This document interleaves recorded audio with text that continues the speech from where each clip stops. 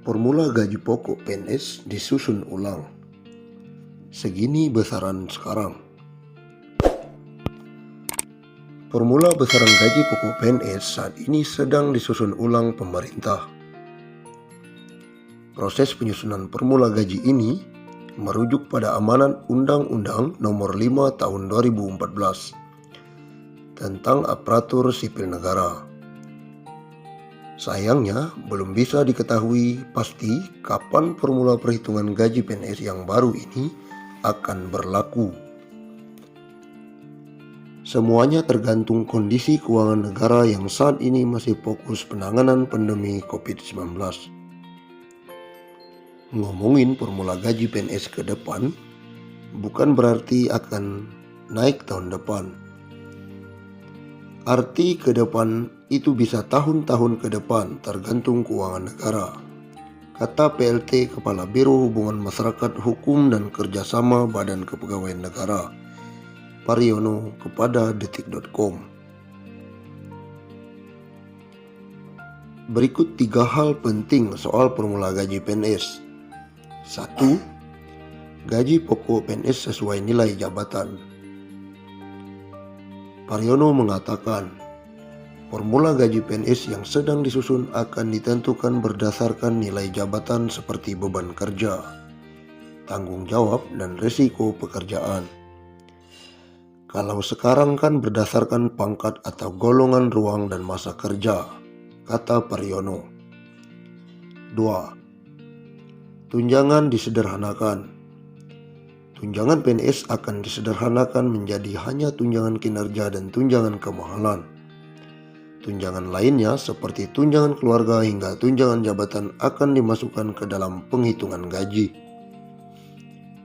Rumusan tunjangan kinerja didasarkan pada capaian kinerja masing-masing PNS, sedangkan rumusan tunjangan kemahalan didasarkan pada indeks harga yang berlaku di daerah masing-masing.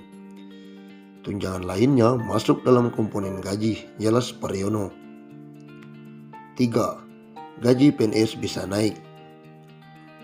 Formula gaji PNS yang sedang disusun ini membuat ada kemungkinan besarnya akan lebih tinggi dari saat ini. Semakin tinggi nilai jabatan, maka akan semakin tinggi pula penghasilan yang didapat. Kalau berbasis jabatan, kalau dia pindah, gajinya bisa lebih besar atau lebih kecil tergantung grade jabatan setelah dilakukan evaluasi jabatan. Semakin besar nilai jabatan, semakin besar gaji. Besaran gaji pokok PNS ditentukan berdasarkan golongan dan masa kerja. Berikut rincian PNS golongan 1 hingga 4 berdasarkan PP nomor 15 tahun 2019. Golongan 1, 1.560.000 hingga 2.300.000 rupiah. Golongan 1B, 1.700.000 rupiah sampai 2.400.000 rupiah. Golongan 1C, 1.700.000 rupiah hingga 2.500.000 rupiah. Golongan 1D, 1.800.000 rupiah hingga 2.600.000 rupiah. Kemudian golongan 2, 2A 2 juta hingga 3.300.000 rupiah. Golongan 2B, 2.200.000 rupiah hingga 3.500.000 rupiah. Golongan 2C, 2.300.000 rupiah hingga 3.600.000 rupiah. Golongan 2D, 2.300.000 rupiah hingga 3.800.000 rupiah. Dari 2.500.000 rupiah hingga 4.200.000 rupiah. Golongan 3B, 2.600.000 rupiah hingga 4.400.000 rupiah.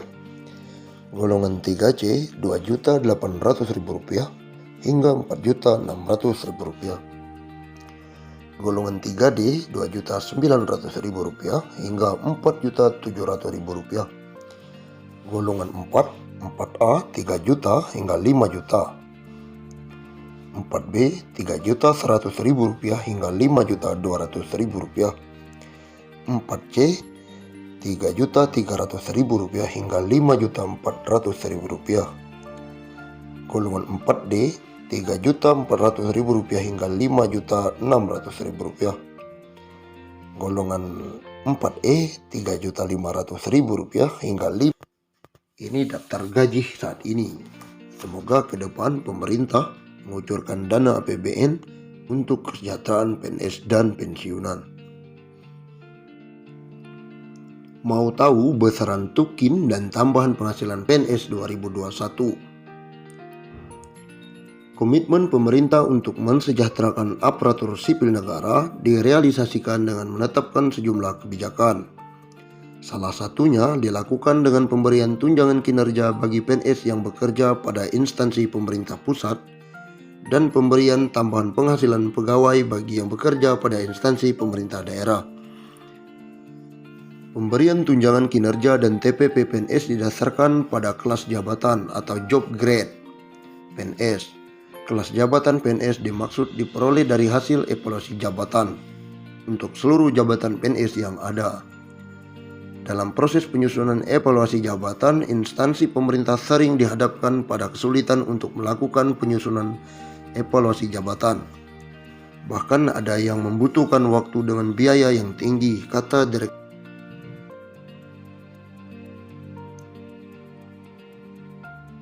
Hal tersebut antara lain disebabkan oleh persoalan kompetensi jabatan atau pegawai dalam menyusun evaluasi jabatan. Selain itu, tidak tersedianya acuan atau referensi yang dapat digunakan secara mudah dan praktis juga kontribusi terhadap lambatnya proses penyelesaian pelaksanaan evaluasi jabatan yang dilakukan oleh instansi pusat. Lebih lanjut lagi, evaluasi jabatan PNS pada instansi pemerintah sambung janri merupakan proses yang kontinu, mengikuti perkembangan dan dinamika perubahan struktur organisasi dan jabatan yang berkembang. Untuk mengatasi sejumlah persoalan tersebut, Badan Kepegawaian Negara melalui Direktorat Jenderal Kompensasi ASN, Kedeputian Bidang Pembinaan Manajemen Kepegawaian berkolaborasi dengan Deputi Bidang Sistem Informasi Kepegawaian yang memiliki salah satu tugas yakni menyiapkan perumusan, kebijakan teknis dan fasilitasi pelaksanaan evaluasi jabatan, menyusun kamus kelas jabatan PNS yang dituangkan di dalam sistem informasi kamus kelas jabatan. Bagi instansi yang belum melakukan evaluasi jabatan atau bagi PNS yang berkeinginan mengetahui jabatan yang diduduki berada pada kelas jabatan berapa, sekarang tidak perlu lagi bersusah payah untuk mencari maupun menghitung sendiri untuk mendapatkan nilai tersebut. Melalui